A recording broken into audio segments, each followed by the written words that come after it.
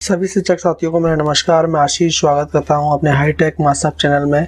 सबसे पहले मैं बहुत बहुत धन्यवाद देना चाहता हूं कि जिन लोगों ने मेरा चैनल सब्सक्राइब किया और मेरे चैनल को और मेरे वीडियोस को अपना प्यार दिया। जो लोग पहली बार हैं इस चैनल पर, उनको मैं जानकारी दे दूँ, बेसिक शिक्षा विभाग से जुड़ी यह जानकारी आप लोगों के लिए लेके आता रहता हूँ। जो आप लोगों की तकनीकी समस्या जो आती है उससे संबंधित वीडियोस मेरी रहती हैं, और ये वीडियोस भी आपको ZBSA के अगले पार्ट के बारे में बताएगी, जो कि ये पार्ट नंबर 4 है। मैंने इससे पहले भी मैं ZBSA से संबंधित 3 पार्ट ऑलरेडी मैं अपलोड कर चुका हूँ हाईटेक मास्टर चैनल पर। तो अगर वो वीडियोस आपने नहीं देखे हैं तो मेरे हाईटेक मास्टर चैनल पर जाइए और चैनल को सब्सक्राइब कीजिए, और ये आपको एक वीडियोस की सीरीज़ मिल जाएगी, पार्ट 1, पार्ट 2, पार्ट 3, और इसमें और भी 2 वीडियोस मैंने ऐड किए हैं। अगर मोबाइल पर आपका PFMS पोर्टल या ZBSA अकाउंट का लॉगिन आईडी नहीं खुल रहा है तो उसके बारे में मैंने बताया है। एक मैंने वीडियो बनाया है कि आपके द्वारा बनाए गए यूजर्स या अपनी एडमिन वाली आईडी का पासवर्ड भूल जाते हैं तो हम पासवर्ड कैसे रीसेट करें, या हो सकता है कि आपने नए यूजर्स बनाए हैं, डाटा एंट्री ऑपरेटर और अप्रूवल वाली आईडी, उनका मेल पर पासवर्ड नहीं आया है तो हम उसका पासवर्ड कैसे रीसेट करें। तो उसके लिए मैंने वीडियो बनाया है, आप वीडियो देखेंगे।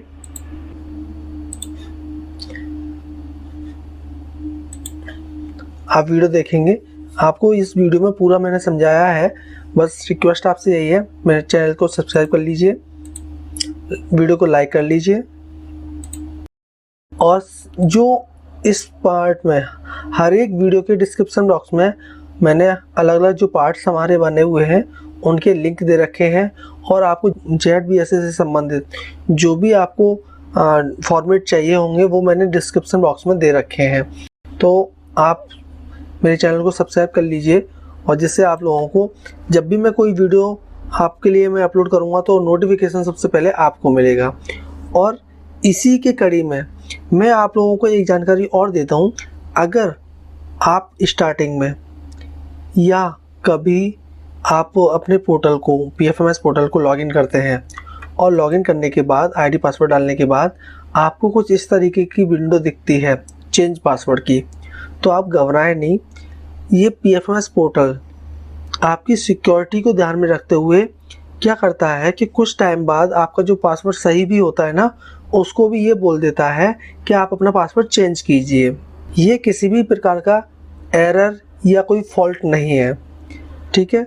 तो आप परेशान ना होइए। अगर इस तरीके की विंडो खुल के आती है तो आप सिंपल से 2 काम करें। पहला ये एक करंट पासवर्ड यहाँ एंटर करें, और दूसरा ये एक न्यू पासवर्ड यहाँ बनाएं, ठीक है। क्या होता है कि हम एक ही पासवर्ड को काफ़ी समय तक अगर हम उसको रखते हैं तो क्या होता है कि हम धीरे धीरे, आज आपने आशीष को बताया, कल किसी और को बताया, तो इस तरीके से एक वायरल टाइप का हो जाता है कि ये फलाने का पासवर्ड है। इस तरीके से इन सब चीज़ों का ध्यान में रखते हुए PFMS पोर्टल क्या करता है कि आपका जिस तरीके से आपका पासवर्ड ओल्ड होता चला जाएगा, ये आपको चेंज पासवर्ड के नज़दीक लेके आता रहेगा। जब उसको लगेगा पोर्टल को कि अब आपके पासवर्ड जो पहले था उसका टाइम पूरा हो गया, तो ये चेंज पासवर्ड वाली विंडो ला के रख देगा आपके सामने कि आप अपना पासवर्ड चेंज करिए, तब मैं आगे बढ़ूँगा, ठीक है।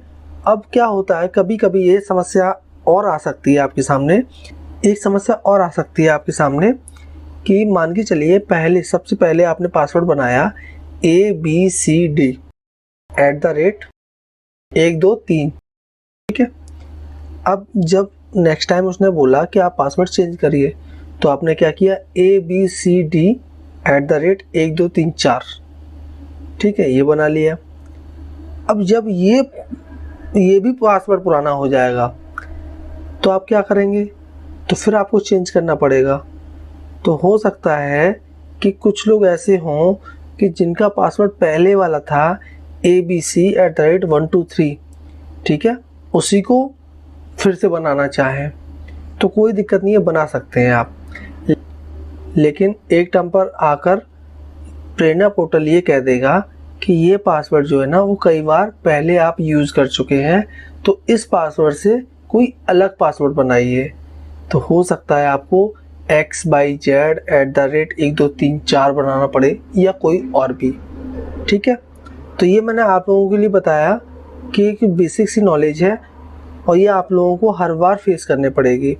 हर बार से मतलब कि आपने इस मंथ काम किया, 1 महीना हो गया पासवर्ड को, जो आपका पहला पासवर्ड था, अगले महीने आप जब लॉगिन कर रहे हैं तो इस तरीके की समस्या हो सकती है, आप लोगों को फेस करने पड़े। तो मैं नहीं चाहता हूँ कि आप किसी भी तरीके की समस्या का सामना करें, आप लोगों को इस तरीके की कोई समस्या ना आए और जब आप कभी काम करने के लिए बैठ रहे हैं तब मालूम पड़े कि हमारे इस तरीके की समस्या आ रही है, अब हम क्या करें। तो इसलिए मैंने आपको पहले ही बता दिया कि ये कोई समस्या नहीं है, बस हमको एक प्रोसेस फॉलो करनी है और आपका काम हो जाएगा।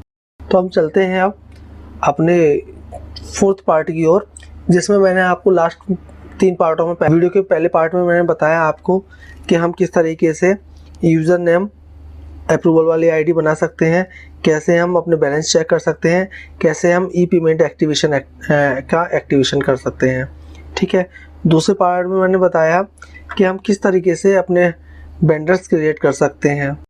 ठीक है, और किस तरीके से हम फर्म का वेंडर क्रिएट करेंगे, और यदि PFMS पोर्टल पर पहले से किसी फर्म या व्यक्ति का वेंडर बना हुआ है तो हम कैसे उसको अपने ZVSA अकाउंट में मैप कर सकते हैं। ठीक है, और इसी के आगे मैंने 3rd पार्ट में मैंने बताया कि आप किस तरीके से किसी भी बिल या प्राप्ति रसीद से भुगतान कर सकते हैं, PPA जनरेट कर सकते हैं, अपने खर्चों को अपलोड कर सकते हैं।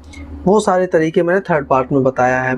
बाकी के मैंने इसकी ZVSA से संबंधित एक प्लेलिस्ट बनाई है, जिसमें आपको ZVSA से संबंधित आपको ये एक प्लेलिस्ट है, इसमें आपको ZVSA से संबंधित सारे वीडियोस देखने को मिल जाएंगे एक ही जगह पर, आपको कहीं भी इधर उधर जाने की ज़रूरत नहीं है।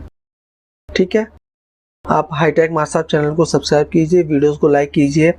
दरअसल क्या है कि वीडियोस अगर आपको अच्छे लग रहे हैं तो प्लीज़ उनको लाइक भी कीजिए, क्योंकि वीडियोस काफ़ी लोग देख रहे हैं लेकिन क्या लाइक नहीं कर रहे हैं, तो मुझे ऐसा लगता है कि शायद मैं वीडियोस जो बना रहा हूँ वो आपके काम के नहीं हैं।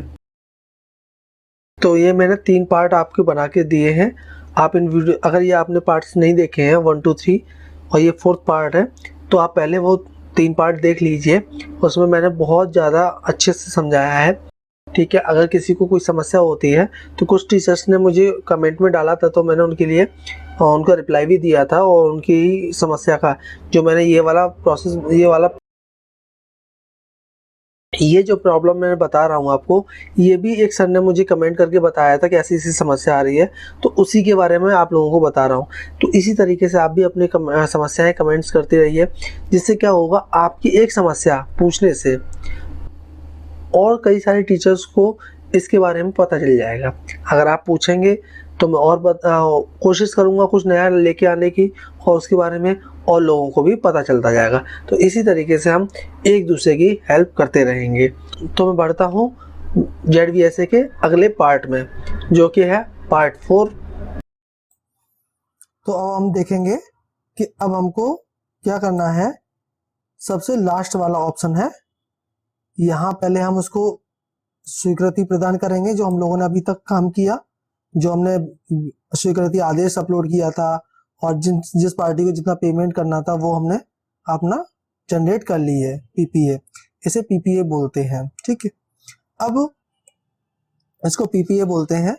अब हम देखते हैं कि इसका अप्रूवल कैसे करना है। अप्रूवल करना और प्रिंट एडवाइस दोनों एक ही वक्त पर काम होगा। ठीक है, तो हम चलते हैं अपने पोर्टल पर, और यहाँ पर हम लॉगिन करेंगे। जो हमारे अप्रूवल वाली आईडी बनाई थी ना, उसी आईडी से लॉगिन करेंगे इसको। ठीक है, तो देख लेते हैं इसको भी।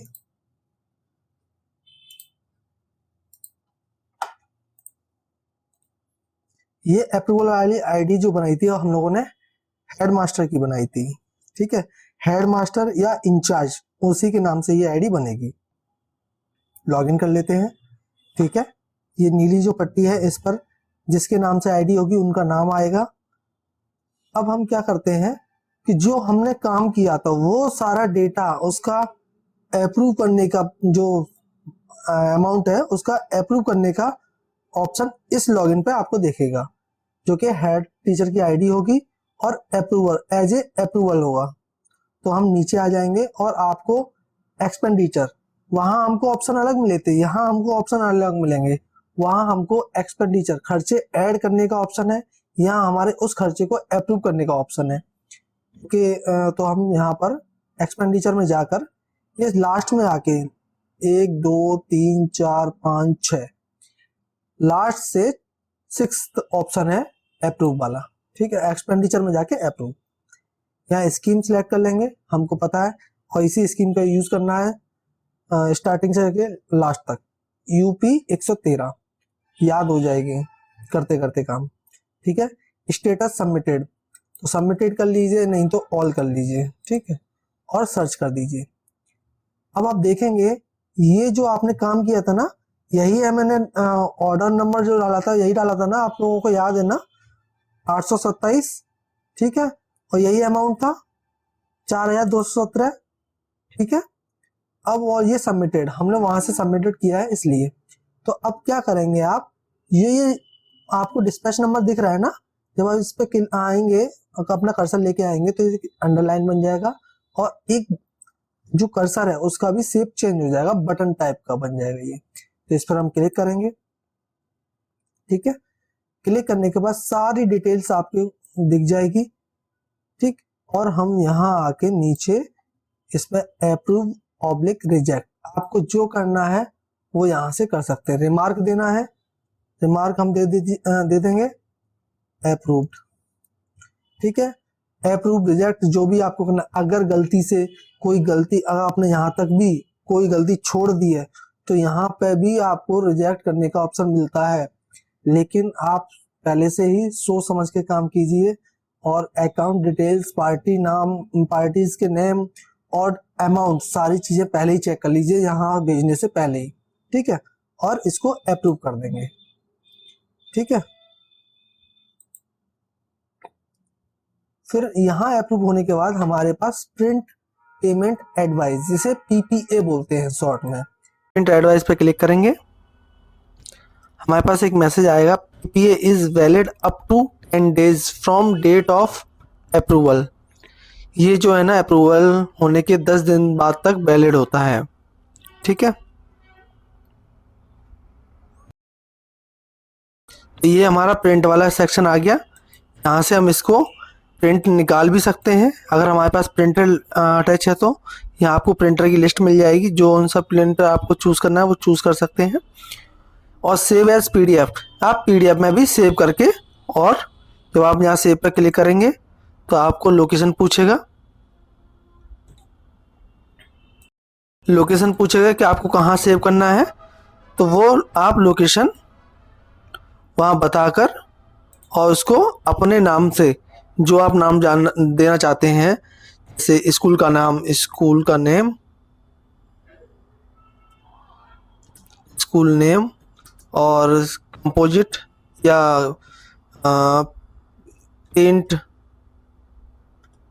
पेंट मटेरियल पीपीए, इस नाम से इसको सेव पर क्लिक करके सेव कर सकते हो। पीपीए बना ली है, ठीक है, और ये पीपीए मैं आप लोगों को दिखा देता हूँ ओपन करके। अभी आपको बहुत कुछ बताना है तो वीडियो को स्किप मत कीजिए और पूरा देखिए वीडियो को। अब देखेंगे आप, इसमें काफी सारी डिटेल्स हैं, ठीक है, काफी सारी डिटेल्स हैं। इसमें आप देखेंगे अप्रूवल की डेट, आज की डेट में आपने आज के डेट में आपने अप्रूव किया। अब आपको दिख रहा है इसके नीचे जस्ट एक्सपायरी डेट, जी हाँ, इस पीपीए की एक्सपायरी डेट भी है। अगर आपने ये 10 दिन के अंदर इसको बैंक में सबमिट नहीं किया तो ये एक्सपायर हो जाएगा, इससे पेमेंट नहीं हो पाएगा। एक चीज और ध्यान रखना, 10 दिन के अंदर की बात हो रही है, तो ये मत समझना कि हम 9वें दिन या 10वें दिन हम बैंक में दें। टोटल इसका जो डेज है उसमें इनका 10 दिन के अंदर इसका पीपीए हो जाना चाहिए। आप इसको बैंक में प्रोवाइड करेंगे, बैंक वाले भी उस 10 दिन के अंदर इसका पेमेंट कर दें तो ज़्यादा ठीक रहेगा। और बैंक वालों को इसमें कुछ नहीं करना पड़ता, केवल वो एक नंबर डालते हैं, ये वाला नंबर, और वो सारी डिटेल्स आपकी वहां से एक क्लिक में पैसा ट्रांसफर हो जाता है। उनको किसी आपकी पार्टी से लेना देना नहीं है, कोई आपका अमाउंट लेने के से लेना देना नहीं है, वो अपने आप उठा लेता है। तो इसमें उनके लिए हार्ड एंड टफ वर्क नहीं है, तो वो तुरंत के तुरंत भी कर देते हैं इसका पेमेंट। ठीक है, तो ये आप ध्यान रखना कि आप पीपीए जनरेट करने के बाद generated PPA, print payment advice, इसलिए मैं इसका पीपीए नाम ले रहा हूं। ठीक है, पीपीए। तो इसका एक्सपायरी डेट होता है 10 दिन। ठीक, आपने आज जनरेट करी तो मैं कोशिश करूंगा इसमें हमारे एसएमसी अध्यक्ष के साइन होकर और हेड इंचार्ज के साइन होकर या हेड के साइन होकर ये अगले दूसरे दिन इसको बैंक में पहुंचवा दूं, या जो भी हेड है वो अपने पहुंचा दें। अब ठीक, इसमें सारी डिटेल्स होती हैं। एडवाइस प्रिंट कब हुई है, अगर आपसे एडवाइस प्रिंट नहीं हो पाई या जनरेट नहीं हो पाई, साइट बंद हो गई, तो कोई बात नहीं है, आप यहाँ से फिर से लॉगिन करेंगे। ठीक है, और यहाँ एक्सपेंडिचर में जाएंगे और अप्रूव में जाएंगे। ठीक, अब आप फिर से वही प्रोसेस फॉलो करेंगे, स्कीम चूज करेंगे और सबमिटेड में बना रहने दीजिए या फिर ऑल कर लीजिए। ठीक, सर्च कर देंगे, ये चीज फिर से मिल जाएगी। लेकिन स्टेटस चेंज हो गया, पहले सबमिटेड था अब अप्रूव्ड हो गया। अब आपको अप्रूव करने का बटन नहीं मिलेगा, ये बार बार अप्रूव करने की जरूरत नहीं पड़ती है। अप्रूव हो गया, अब लास्ट में आके केवल प्रिंट एडवाइस का ऑप्शन मिलेगा, आप यहाँ से फिर से प्रिंट कर लीजिए। लेकिन ये ध्यान रखना, एक्सपायरी डेट खत्म नहीं होनी चाहिए। अगर एक्सपायरी डेट खत्म हो गई तो आपको जो मैंने पूरी प्रोसेस बताई है ना पेमेंट्स वाली, एक जो मेरा वन टाइम प्रोसेस है उससे हटके है ये, उसको अलग रखिए और जो पेमेंट का प्रोसेस बताया था वहां से आपको प्रोसेस पूरी करनी पड़ेगी। ठीक है, अब हम चलते हैं इसमें आपको क्या क्या देखने को मिलेगा। ठीक, अकाउंट नंबर, किस अकाउंट से पेमेंट हो रहा है और टोटल अमाउंट कितना पेमेंट हो रहा है। ठीक है, और बैच नंबर, इसका एक बैच नंबर जो क्रिएट होता है वो है।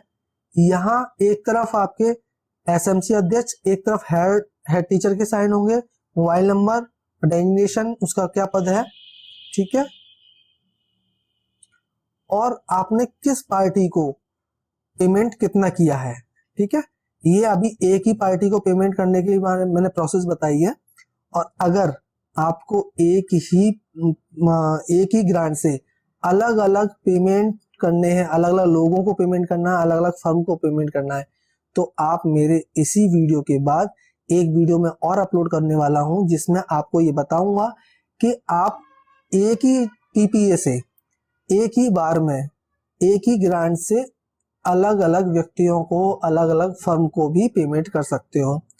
तो उसके लिए आप मेरे चैनल हाईटेक मास साहब को सब्सक्राइब कर लीजिए और इस वीडियो को लाइक कर दीजिए। और अगर आपको वीडियो अच्छा लगा हो या कोई कमी रह गई हो, आप उसे कमेंट सेक्शन में डाल दीजिए, मैं वो कमी पूरी करने की कोशिश करूंगा।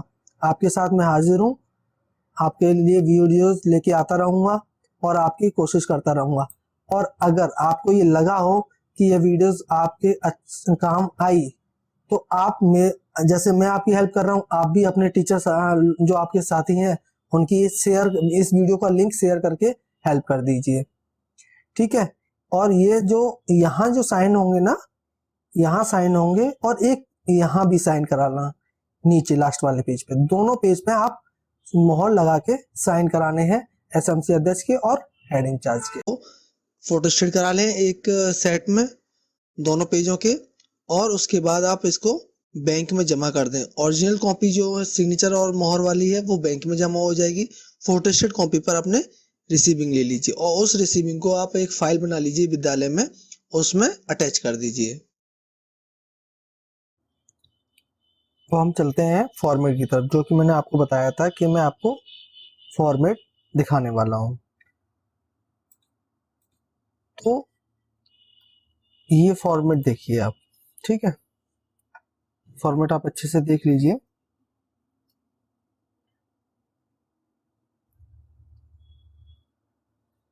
ठीक है, जैसे कि आप देख रहे होंगे तो इस फॉर्मेट की बात हम करते हैं, ये फॉर्मेट है प्राप्ति रसीद वाला। वो मैंने जीएसटी बिल वाला बताया था कि जीएसटी बिल अगर है तो वो फॉर्मेट कैसे भरा जाएगा, ये प्राप्ति रसीद वाला है। अब आप काम कराते हैं सफाई वाला या किसी रंगाई पुताई वाला या राजमिस्त्री से कोई काम कराते हैं, तो क्या है कि वो लोग जीएसटी बिल अपने साथ तो लेके घूम नहीं रहे, कोई रजिस्टर्ड फर्म तो है नहीं। तो आप ऐसी कंडीशन में क्या करेंगे? तो ऐसी कंडीशन में क्या होता है कि हम पहले भी प्राप्ति रसीद लेते आते रहे हैं, तो फिर से भी यहाँ भी हम वही काम करेंगे कि हम उनसे प्राप्ति रसीद ले लेंगे और अब उनको नगद भुगतान कर देंगे। अब नगद भुगतान कर देंगे तो कहीं ना कहीं से आप अपने लिए तो निकालेंगे अमाउंट।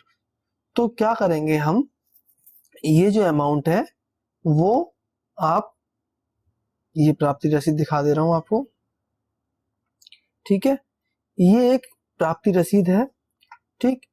इसमें आपको प्रारूप आप जो भी आपको अपनी भाषा लगे वैसे बना लीजिए, कोई दिक्कत नहीं है। मैं इसका ब्लैंक खाली फॉर्मेट भी आपको डिस्क्रिप्शन बॉक्स में इसका लिंक डाउनलोड करने के लिए दे दूंगा, जिससे आप इसको एक ही पेज पे 2 सेट कर रखी हैं, तो आप वो प्राप्ति रसीद प्रिंट आउट में भी ले सकते हैं कि आप अपने बाहर से प्रिंट आउट करा लाए और हमने सामने वाली पार्टी से इसको भरा लिया। तो मैं बताता हूँ, प्राप्ति रसीद नंबर ये आप जरूर ऐड कर लीजिए। आप अगर हाथ से अपना फॉर्मेट बना रहे हैं और दिनांक, तो ये जरूर ऐड कर लीजिए कि हम किस डेट में प्राप्ति रसीद ले रहे हैं, ठीक है। तो हम ये जो रसीद न है वो हमारा काम करेगी एज ए बिल नंबर। ये जो है ना बिल नंबर, इस जगह पे ये हमारी रसीद नंबर काम करेगी। ये यूनिक हो जाएगी। यूनिक कैसे हो जाएगी? आप क्या करें, जब भी आप रसीद लें, प्राप्ति रसीद लें, तो उसका एक नंबर जनरेट कर लें। सेशन डालिए, 22-23-17 की बात हो रही है, /0101 और किस डेट में ले रहे हैं वो डेट डालिए। मैं आशीष कुमार, निवासी ये, द्वारा उच्च प्राथमिक या कंपोजिट विद्यालय, विकासखंड का नाम, जनपद का नाम, मैं रंगाई पुताई का कार्य या साफ सफाई का कार्य या राजमिस्त्री का कार्य, दिनांक किस डेट से किस डेट तक काम किया। अगर एक दिन भी काम किया है तो एक साथ 22 से एक साथ 22, यानी कि एक दिन, कुल इतने दिवस, दिन की कितनी मजदूरी आपने दी उसको, उस हिसाब से कुल कितना रुपया बना। 5 दिन का काम कराया, 5 दिन तक मैंने काम कराया, 300 रुपए मजदूरी के हिसाब से 1500 रुपए हो गए, और उसको शब्दों में लिख दीजिए और उससे हस्ताक्षर करा के आप ले लीजिए। अब क्या है, जब अगली आप रसीद लेंगे तो यहाँ पर 01 की जगह 02 हो जाएगा, 03 हो जाएगा, 04 हो जाएगा, इसी तरीके से आपकी संख्या बढ़ती जाएगी। लेकिन जब आपका सत्र चेंज हो जाएगा तो यहाँ 23-24 और प्राप्ति रसीद संख्या 1 से स्टार्ट हो जाएगी।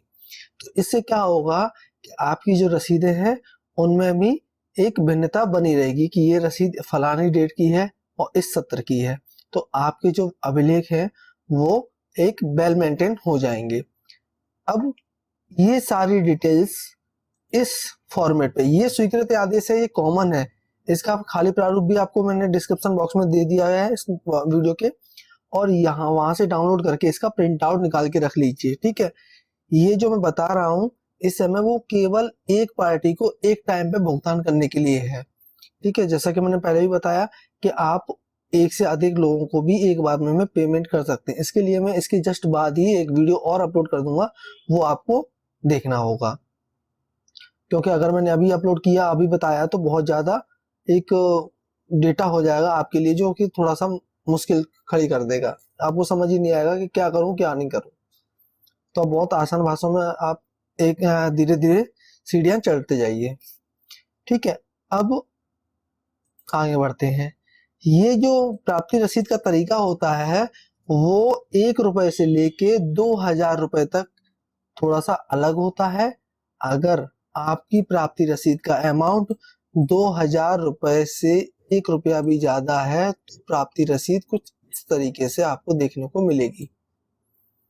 अब इसमें उसमें अंतर क्या है, आपको दिख रहा होगा कि मैंने एक ये टिकट लगाई है जिसपे मैंने आधे टिकट पे हस्ताक्षर किए हैं, आधे पेज पे हस्ताक्षर किए हैं।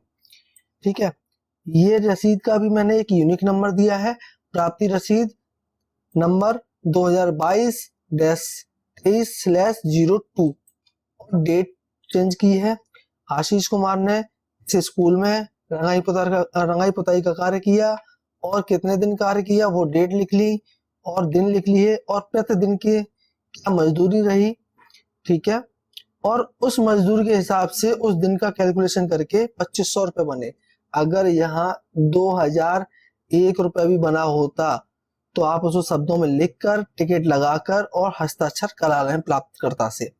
अब ये इस टिकट का मैं आपको वो भी दिखा देता हूँ कि ये टिकट आपको किस तरीके से दिखेगी। टिकट कुछ इस तरीके से दिखेगी आपको। ये टिकट आपको पोस्ट ऑफिस में नोटरी वालों के पास रसीदी टिकट के नाम से मिल जाएगी। ये टिकट 100 पैसे यानी कि 1 रुपए की होती है, जो कि आपको 2 रुपए में मिल जाएगी।